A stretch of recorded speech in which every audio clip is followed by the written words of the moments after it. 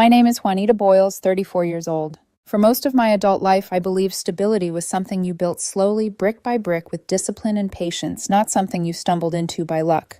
That belief carried me through 12 demanding years in tech, starting as an intern who fetched coffee and debugged code at midnight, climbing my way up to a senior software architect role at a major company.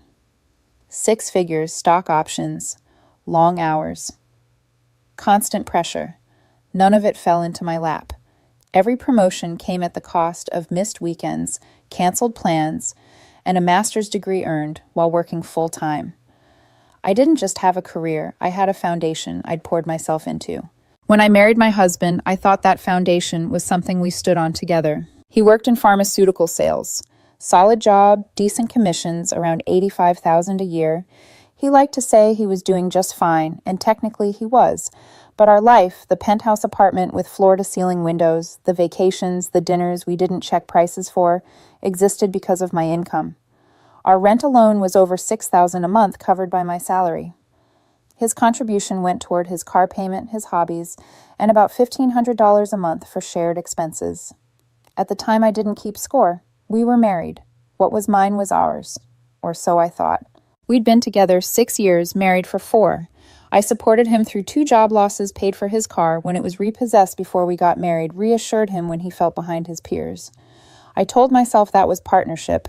That love sometimes meant carrying more weight when the other person needed it. Things felt fine. Not perfect, but stable, comfortable.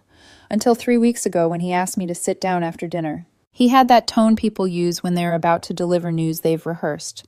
Serious, careful, almost ceremonial. For a split second, I wondered if someone had died. "We need to talk about our future," he said. My stomach tightened. I nodded, bracing myself. He talked about values, about how much thinking he'd been doing, about wanting a traditional family. The words sounded harmless enough until he finally said it, looking me straight in the eye. "I want you to quit your job." I laughed. Not because it was funny, but because my brain couldn't process that sentence as real. I waited for the punchline. He didn't smile. "I'm serious," he continued. "I want a wife who's home when I get back. Someone who cooks real meals. Someone who focuses on our family instead of working 60 hours a week." "We don't even have kids," I said, still trying to understand where this was coming from. "Exactly," he replied. "And we won't until you're ready to be a real mother. Not a career woman who hands her kids off to nannies." The phrase career woman hit me harder than I expected, like it was something shameful, something dirty. I reminded him calmly that my job paid for our apartment, our lifestyle, nearly everything we enjoyed. He waved that off, saying promotions were coming for him, that his regional manager had hinted at big things. When I asked, because without my salary, we'd be moving into a studio. That was when his voice hardened. "This isn't a negotiation," he said. "You quit your job and we build a real family, or I'm done. I can't be married to someone who values spreadsheets over her husband." An ultimatum. After 6 years together, after everything I'd carried for us. I sat there in silence, not crying, not yelling, just feeling something settle into place inside me. It wasn't heartbreak, it was clarity. This wasn't about family, it was about control, about shrinking me down so he could feel bigger. "Okay," I said. His face lit up with relief. "Really?" "No," I continued evenly. "I choose my career." The relief vanished instantly. He started pacing, accusing me of choosing work over our marriage, saying I was supposed to fight for us to compromise. "You said quit, or you leave," I replied. "That's not a compromise. That's a demand." He snapped, then saying he'd pack his things and I'd regret this. "I'll help you," I said calmly. He stared at me like he didn't recognize me. He expected tears, begging, a breakdown. Instead, I walked to the bedroom, pulled his suitcases from the closet, and started folding his clothes neatly. "Where am I supposed to go?" he asked finally. "Your mom's place," I said, "or your brother's." He tried to backtrack to soften the ultimatum, suggesting part-time work, as if that had ever been on the table. But something fundamental had broken. "I don't want to be married to someone who sees my career as the enemy," I told him. He left that night with 2 suitcases and a look of complete disbelief, as if the ground had shifted beneath him and he hadn't noticed until it was too late. I slept better than I had in months. The morning after he left, I woke up before my alarm. The city still quiet beneath the windows of the penthouse. For the first time in weeks, my chest didn't feel tight. The space beside me in the bed was empty, but it didn't feel like a loss. It felt like air. By the time I made coffee, my phone was already buzzing. missed calls, text messages stacked on top of each other. The first few were almost reasonable. "We need to talk. Last night got out of hand." Then they shifted. "You're being dramatic. You can't just throw away a marriage like this." By the 10th message, the tone turned sharp. "You'll calm down. You always do." That line stuck with me. Always do. As if my emotions were a phase he could wait out. I didn't respond. Instead, I changed the entry code to the building and the smart lock on the apartment door. When we moved in 3 years ago, the lease had gone entirely in my name. His credit wasn't great back then, leftover damage from the car repossession I'd helped him recover from, so the property manager suggested keeping it simple. At the time, it felt irrelevant. We were married. Paperwork didn't matter. Now it mattered a lot. I went to work like any other day, sat through meetings, reviewed designs, made decisions that affected entire teams. On the outside, nothing had changed. On the inside, I felt like I was watching my own life from a distance, noticing details I'd ignored before. How often I'd softened my opinions to avoid bruising his ego. How many times I'd justified carrying more because he's trying. By the time I got home that evening, the missed calls had turned into 17. I scrolled through them once, then put the phone face down on the counter. Day 2 brought my first call from his mother. She didn't bother with the greeting. "What is wrong with you?" she demanded the moment I answered. "Good morning to you too," I said, keeping my voice level. "My son is devastated," she continued. "All he wanted was a real family, a real wife, and you threw him out like garbage." "He gave me an ultimatum to quit my job," I replied. I declined. "He chose to leave." "You made him leave," she snapped. What kind of woman chooses work over her husband? "The kind who paid off her husband's debt and supported him through 2 layoffs," I said before I could stop myself. There was a sharp inhale on the other end of the line, then she hung up. I stood there for a moment, phone still in my hand, feeling the final thread of obligation snap. That conversation confirmed something I'd been trying not to name. To them, I wasn't a person. I was a resource. Day 3, he started texting about his things. Not about us. Not about fixing anything, just inventory. "I need my gaming set up. When can I get my weights?" "The espresso machine is mine." The espresso machine had been a birthday gift, bought with my card, but I told him he could come get his belongings as long as I was there. He pushed back, saying it would be easier if I wasn't home. "No," I said, "I'll be present or it doesn't happen." The word trust hovered unspoken between us, or rather the lack of it. By day 5, the tone shifted again. Reality started to creep in around the edges. I looked at apartments. He texted, "How are you affording that place alone?" I almost laughed. "I make good money," I replied. "You know that." "The lease is up in 4 months," he shot back. "We should renew it in both our names this time." That was the moment I stopped responding altogether. Instead, I called a lawyer. Within an hour, I had a confirmation of what I already suspected. The lease was mine. He wasn't listed as a tenant or an occupant. He couldn't force himself back in. He couldn't claim rights to something he'd voluntarily walked away from, especially not after issuing an ultimatum and leaving. I should have felt relieved. Instead, I felt braced, like I was standing at the edge of something bigger. Day 6 proved I was right. An unknown number lit up my phone. When I answered, his brother's voice filled my ear, already irritated. "Hey, so my brother wants to move back in while you guys work things out." "We're not working things out," I said. "I'm filing for divorce." There was a pause. Then, "Yeah, he figured you'd say that. Look, he's driving us crazy over here. Can't you just let him stay at the apartment? You can crash with a friend or something." I had to set the phone down. I actually laughed out loud alone in my kitchen, the sound echoing off the marble counters. "So let me get this straight," I said when I picked it back up. "He leaves after giving me an ultimatum, and now I'm supposed to vacate my own apartment so he can be comfortable." "Come on," his brother pressed. "That place is way too big for one person anyway." "Then he shouldn't have left it," I replied. He accused me of being petty, of tearing the family apart, of causing their mother stress. I ended the call without another word. That night, I stood in the living room and looked around. At the view, the furniture I'd chosen, the life I'd funded. For the first time, I didn't feel guilty for taking up space. Something told me he wasn't done pushing. Saturday morning arrived with the kind of forced calm that usually comes before a storm.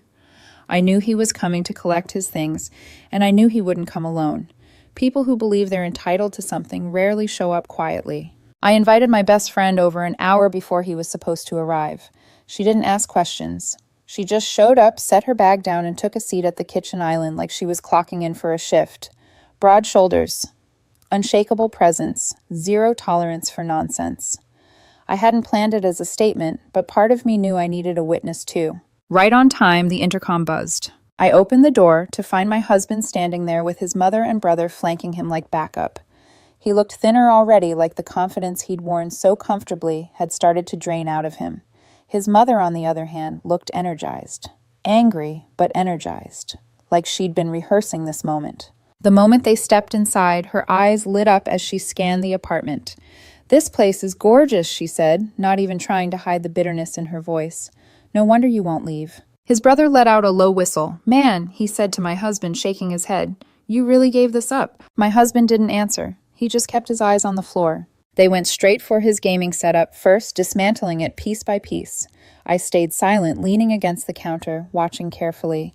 Every so often he'd pause like he was waiting for me to say something, to soften, to apologize, to change my mind. I didn't. Then he reached for the television. "That's mine," I said. "We bought it together," he replied without looking at me. I pulled up the receipt on my phone, my card, my purchase. He turned, finally meeting my eyes. "You're really going to nickel and dime me like this?" "I'm not nickel and diming you," I said. "I'm just not giving you things that aren't yours." His mother jumped in immediately. "Let him have something. You're keeping this whole apartment." "I'm keeping the apartment because it's my apartment," I said evenly. "I pay for it. I furnished it. I have the receipts." That's when the dynamic shifted. What they'd expected to be an emotional confrontation was turning into an audit, and they were losing. They moved from item to item, claiming joint ownership of almost everything. The couch, the kitchenware, the artwork. Each time I calmly checked my phone, pulled up bank statements, and shut it down. Years of being organized at work translated surprisingly well to personal life. The espresso machine came up again. "That was a gift," my husband said. "So I can take it, right?" "No," I replied. "It was a gift to you in the marital home. Gifts stay until the divorce is finalized. My lawyer was very clear about that." His mother scoffed. "You're a cold, calculating witch." I smiled slightly. Close. 3 hours later, they left with his clothes, his gaming setup, his golf clubs, and whatever dignity he had left. The apartment felt quieter after they were gone, like it had exhaled. That night I received a long text from him, paragraphs of guilt, blame, and rewritten history. He claimed he'd given me everything, that he'd been a good husband, that all he'd wanted was to be prioritized. He warned me I'd end up alone with my career, that money wouldn't keep me warm at night.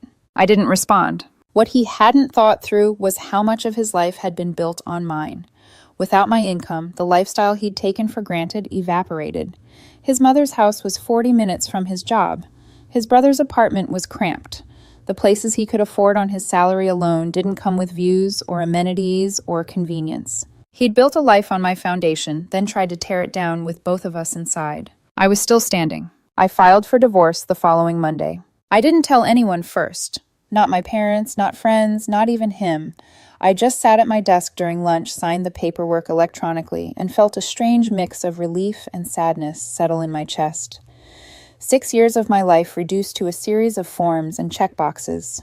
No kids, no shared property, no tangled finances beyond a single joint credit card I'd already canceled. On paper, it was clean. Emotionally, it felt anything but. I thought that would be the end of the escalation. I was wrong. 2 days later, my lawyer called me back after reviewing the initial response from his side. Her tone was professional, but there was a pause before she spoke, like she was choosing her words carefully. "He's asking for spousal support," she said. I blinked. "For what?" "He's claiming he sacrificed career opportunities to support your marriage. Specifically that he relocated for your job and limited his growth." I let out a laugh before I could stop myself, not because it was funny, but because the audacity was almost impressive. "He moved because I got promoted," I said. "He was unemployed at the time." "Yes," she replied. "And he made more money after the move. We have the records." I wouldn't worry too much. I hung up and sat there staring out the window, watching traffic crawl below. The man who had demanded I quit my job was now asking the court to make me pay him because I didn't. That week, the personal attacks ramped up. His mother called my parents. I didn't find out until my mom rang me later that night, her voice tight with anger she rarely showed. "She told us we raised you wrong," my mom said, "that you humiliated her son, that you'll never find another man who'll tolerate you." "And what did you say?" I asked quietly. "I told her our daughter supported her son through unemployment twice," my mom replied. Then your father hung up on her. That small act meant more to me than I expected. Then came the friend group. People I'd known for years started texting carefully worded messages asking what had happened. Apparently, he'd been telling everyone I kicked him out because I was obsessed with work and status, that I chose money over marriage. Funny how quit your job or I leave turned into she abandoned me once the story left his mouth. I stopped explaining myself verbally. I just sent screenshots, his texts, his ultimatum in his own words. The narrative shifted almost immediately. Apologies followed. Awkward silence. A few people disappeared altogether. I learned quickly who valued truth over comfort. The real shock came the following Tuesday. I'd just gotten home from work when I saw him sitting in the lobby of my building. Somehow he'd talked his way past the doorman, probably mentioned he used to live there.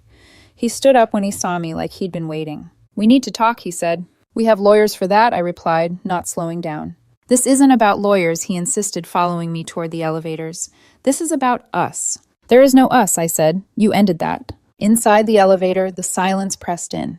Then he launched into it, words tumbling out like a rehearsed pitch. "I've been thinking," he said. "I was wrong to give you an ultimatum. But you were wrong too. We both made mistakes." "What was my mistake?" I asked. "You didn't fight for us," he said. "You just let me go." I looked at him, then really looked at him, and saw the truth underneath the frustration and fear. "I didn't think you'd actually do it," he admitted quietly. There it was. The confession he didn't mean to give. He'd been bluffing. He expected panic, negotiation, a slow erosion of my boundaries until quitting felt inevitable. "That's not my problem," I said. "You played a game and lost." His face flushed. "It wasn't a game. It was about our future. Our future where I give up everything I worked for because you're insecure about your wife making more than you," I said calmly. The elevator doors opened on my floor. I stepped out. "We're done," I said over my shoulder. "Talk to my lawyer." He tried to stop the doors from closing, desperation flashing across his face. "You can't just throw away 6 years." "You threw it away when you made me choose between you and myself," I replied. "I just picked myself." The doors slid shut. That night I had building security formally block his access. The illusion that he still had a say in my life shattered completely. Once the lawyers took over, I expected things to cool down. I told myself that legal processes had a way of draining emotion out of conflict, turning drama into deadlines and paperwork. I underestimated how much resentment he still had left to burn. His lawyer's formal demand arrived 3 days later. They were asking for spousal support $2,500 a month for 3 years. I read the number twice just to make sure I wasn't misreading it. 36 months of me paying the man who tried to force me out of my career because he couldn't stand standing next to it. My lawyer called me immediately after I forwarded her the document. "I've seen a lot," she said, and I could hear the disbelief she was trying to suppress, "but this is ambitious." "He says he sacrificed his career," I said flatly. "Yes," she replied. "According to him, he limited his growth to support your marriage." I closed my eyes. Memories flashed through my mind. Him sulking when I worked late, rolling his eyes when I talked about promotions, joking to friends that I was married to my laptop. Sacrifice implied intention. He hadn't sacrificed anything. He'd coasted. "He moved for your job," my lawyer continued, "but he was unemployed at the time. And based on his income records, he earned more after the move. That argument won't land well." That was the first time I allowed myself a small sense of relief. Still, the process dragged on. Weeks of back-and-forth emails, revised demands, thinly veiled threats. Every communication from his side carried the same undertone punishment. If he couldn't control me as his wife, he would bleed me as his ex. Outside the courtroom, the smear campaign intensified. His mother escalated from phone calls to letters, actual handwritten pages mailed to my parents' house. She accused me of emasculating her son, of destroying his future, of being everything that was wrong with modern women. My mother stopped reading after the first paragraph and tore the rest up without responding. Friends I hadn't spoken to in years suddenly felt entitled to weigh in. Some tried to play mediator, urging me to be the bigger person. Others hinted that I should settle quickly to avoid looking cold. I learned to recognize those phrases for what they were, pressure dressed up as advice. Meanwhile, my husband's story kept evolving. To some people, I was obsessed with status. To others, I was emotionally unavailable. To a few, I was manipulative, controlling, heartless. The irony didn't escape me. The man who demanded obedience was now painting himself as the victim of control. I stopped defending myself altogether. Truth doesn't need repetition when it's documented. The screenshots circulated quietly, the ultimatum in his own words. The messages where he said quitting my job wasn't negotiable. People drew their own conclusions. Invitations stopped coming for him, not me. Then, just when things seemed to be settling into an ugly but predictable rhythm, he made one last attempt to reach me directly. Not with anger, not with blame. with nostalgia. He sent a message late one night. No accusations, no demands, just a memory from early in our relationship when we were broke and hopeful and still believed love was enough to fix everything. He wrote about how proud he used to be of me, how things got out of hand, how maybe we could reset. I stared at the screen for a long time before locking my phone and setting it face down on the nightstand. I didn't reply, because I finally understood something that had taken me years to see. He didn't miss me. He missed the life my strength gave him, and I wasn't going to finance his regret. By the time we finally stood in front of a judge, whatever emotional charge the marriage once held had burned itself out. What remained was paperwork timelines, and two very different versions of the same story. His lawyer went first. She spoke about sacrifice, about compromise, about how my husband had put his own ambitions on hold to support my demanding career. She framed him as a man who stepped back so his wife could step forward, a quiet partner who paid the price for love. As she spoke, I watched my husband out of the corner of my eye. He nodded along, solemn, practiced, convincing if you didn't know him. Then my lawyer stood. She didn't raise her voice. She didn't dramatize anything. She just laid out facts. Employment records showing he earned more after relocating. Messages documenting that he issued the ultimatum and voluntarily left the apartment. Bank statements proving our finances were largely separate. The lease solely in my name. No children. A 4-year marriage. Full employment on both sides. This is not a case of sacrifice, she said calmly. This is a case of buyer's remorse. I felt something loosen in my chest when the judge leaned forward, flipping through the documents with visible impatience. When it was over, the ruling was almost anticlimactic. 6 months of spousal support. $800 a month. $4,800 total. Not the 36 months he'd demanded. Not the punishment he'd envisioned.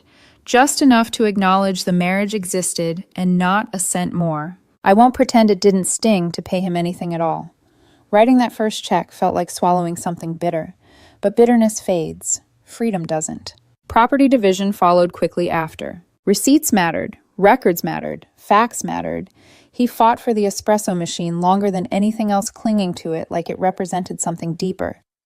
My lawyer finally leaned over and whispered, "Let him have it. It's not worth the billable hours." So I let it go. He left court carrying a box that held a coffee maker and a past he couldn't rewrite legally no matter how hard he tried socially. He moved into a 1-bedroom apartment about 30 minutes from his job. No view, shared laundry, thin walls, the kind of place you rent when reality finally catches up to you. He tried once more to complain through mutual friends, framing it as temporary, a strategic step. No one seemed convinced.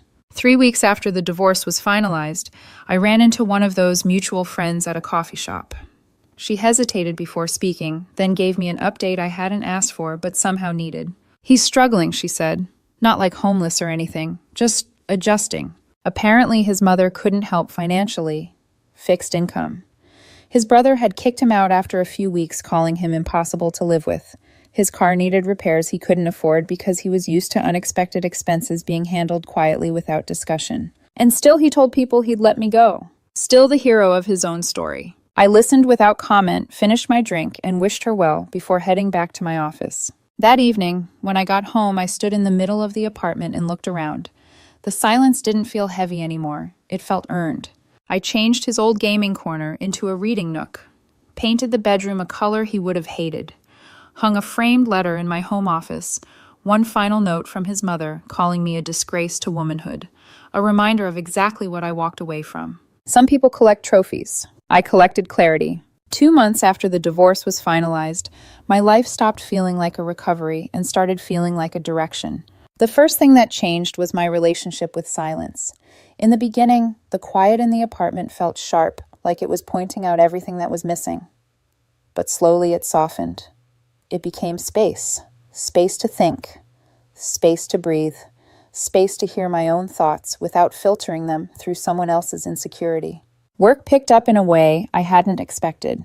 2 weeks after the paperwork was complete, I was called into a meeting with my director in HR. I assumed it was about headcount or budgets. Instead, they offered me a promotion. Bigger team, more responsibility, a title I'd been working toward for years. I accepted without hesitation. For the first time, I didn't feel the need to soften my excitement or downplay the achievement. There was no one waiting at home who needed me to be smaller. My parents checked in often, careful not to push, but always present. One night, my mom asked the question I think she'd been holding back since the beginning. "How are you doing?" she said, "really?" I told her the truth. Some days still hurt. 6 years doesn't disappear just because you choose yourself. I loved him, or at least the version of him I thought I married. Realizing that someone would rather you shrink than grow leaves a mark. But I also told her this. I wake up every morning knowing I didn't betray myself. That counts for something. I started therapy not because I regretted leaving, but because I wanted to understand how I ended up there in the first place. How I missed the red flags. How I normalized being the sole foundation of a marriage where my contributions were resented instead of respected. It was uncomfortable work, necessary work. Every session peeled back another layer. Control disguised as concern. Insecurity framed as tradition. Love confused with endurance. Once you see it, you can't unsee it. The updates about my ex slowed over time. When they did come, they were quieter, less dramatic. He was borrowing money from friends, complaining about expenses he'd never had to think about before, still telling his version of the story, though fewer people seemed willing to listen. His mother never softened. About a month after everything was final, she mailed me another letter. This one longer, angrier. She wrote that I had ruined her son's life, that no man would ever want a woman like me, that I'd chosen ambition over my place in the world. I framed it. It hangs in my home office right where I can see it during meetings, not as an insult, but as a reminder of how close I came to giving up everything I worked for, of how far I walked away from control disguised as love. The apartment is still mine, still too big for one person according to people who never paid a cent toward it. Every room reflects me now, the life I chose, the future I'm building. Sometimes I think about that night at the dining table, the ultimatum delivered with such confidence. He thought it was a power move. He thought I'd bend. What he didn't understand was that when someone asks you to choose between them and yourself, they've already made the choice for you. They're telling you they don't want you. They want a version of you that's easier to control. I chose myself.